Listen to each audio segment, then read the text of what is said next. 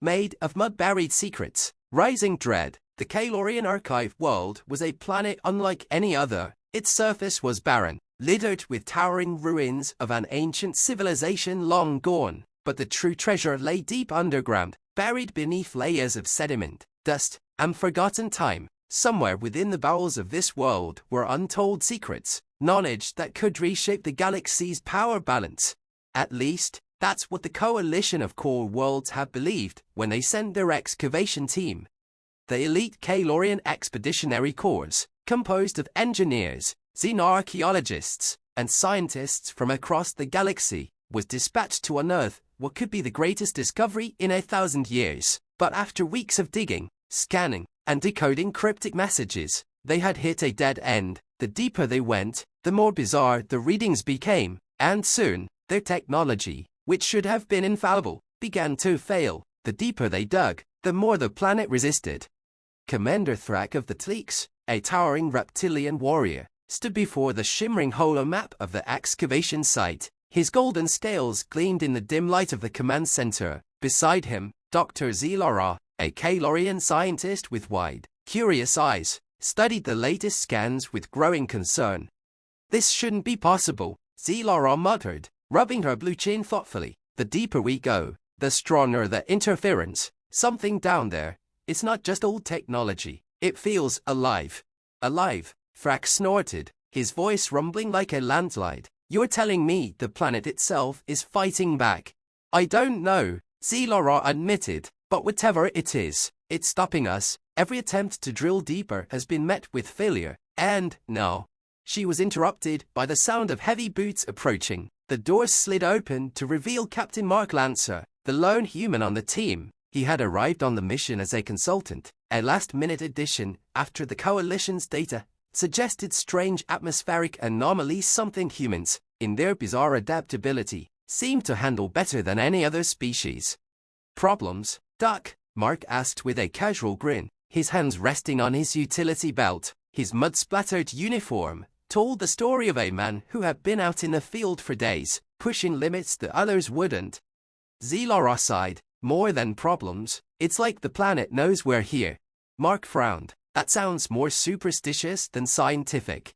Zelara shot him a frustrated look. "I don't expect you to understand, Captain. This is beyond the usual wear and tear of ancient technology. We're getting strange energy spikes, and the ground itself is becoming more unstable the deeper we go. It's almost as if something's waiting for us." Thrak finished, his tone grim. Mark crossed his arms, feeling a sudden weight in the room. He'd been on plenty of dangerous expeditions, but this one had a different feel. The deeper they went, the heavier the air, the more the ground seemed to vibrate with unseen energy, and more than that, the crew had started whispering about shadows, strange movements in the corner of their eyes when they were below ground. "We're not stopping," Mark said firmly, breaking the uneasy silence. "We came here to find whatever's buried, and that's what we're going to do." Thrak nodded. "Agreed, but we need to send someone in manually. Machines won't cut it anymore."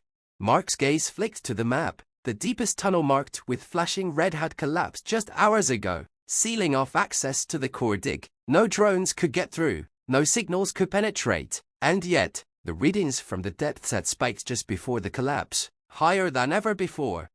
Mark exhaled, already knowing what the next step was. "I'll go." Zelara's eyes widened. "Captain, we don't know what's down there." "Exactly," Mark interrupted. "We don't know, but we have to find out." Hours later, Mark found himself deep underground, his suit coated in dust and grime, his breathing labored in the thinning atmosphere. The tunnel system was collapsing behind him as he advanced, its walls crumbling under some invisible pressure. His comm unit crackled in his ear, Zelara's voice faint but urgent. "Captain, you're approaching the core anomaly. Be careful, there's something moving."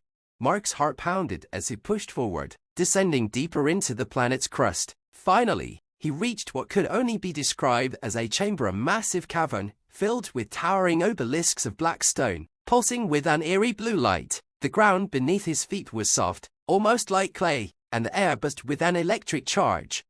Suddenly, the ground shifted. Mark stumbled, his boots sinking slightly into the mud-like surface. The obelisks began to glow brighter, the pulse of light increasing in intensity. It wasn't just a structure, it was alive. Zlora, Freck, Mark called into his comm, but the static on the other end told him they weren't hearing him anymore.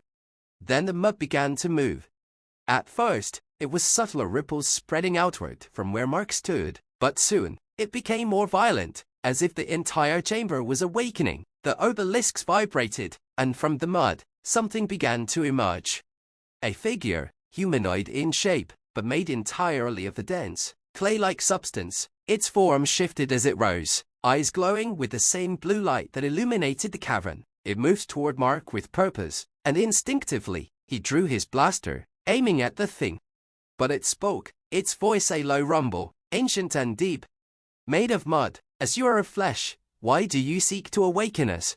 Mark frowned. See, this wasn't just some old relic or defensive system. This was something far more ancient. What are you? He demanded. The figure's eyes blazed brighter. We are the ones buried, the ones forgotten. We are what remains of the oldest empire, and we have been waiting. The ground above is not yours to take. You seek power, and yet you understand nothing. Mark swallowed hard, keeping his weapon trained on the figure. We're not here for power. We're here to learn, to understand. The figure shifted again, as if considering his words. Then you are wiser than those who came before, but still, you have disturbed the balance. What you awaken cannot be easily returned to sleep. Behind the figure, more forms began to rise from the mud, each one glowing with the same eerie light.